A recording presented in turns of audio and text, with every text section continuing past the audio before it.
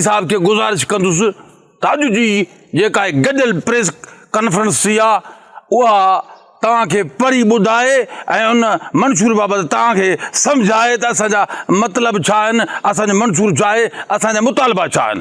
जुड़ तूं जुगाई साहब अचो साईं। बस बस एतिरी काफ़ी आहे। हाँ अभी मजा आएगा ना भिड़ो।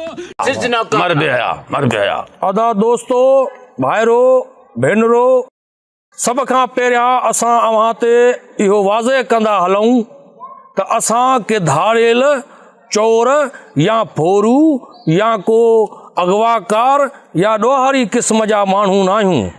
कसम खणी चऊं था असांखे तव्हां जंहिंजो वणेव कसम ॾियो, असां धाड़ेल न पर सहाफ़ी आहियूं। अरे झूठ बोल रहा है, ये झूठ बोल रहा है। अरे न कर। हे असांजो कचे जो प्रेस क्लब आहे। जीअं तव्हां वटि पके में प्रेस क्लबूं आहिनि, अहिड़ीअ तरह असां ही कचे में प्रेस क्लब ठाहियो आहे। ईमानदारी। हा, हे जेको अव्हां मुंहिंजे पुठियां गंजो सहाफ़ी ॾिसो था, इहो रोज़ानी फुर अख़बार जो नुमाइंदो आहे। ऐं ही जेको डिघे कद वारो सहाफ़ी तव्हां ॾिसो था, इहो भुंग टीवी जो रिपोर्टर आहे।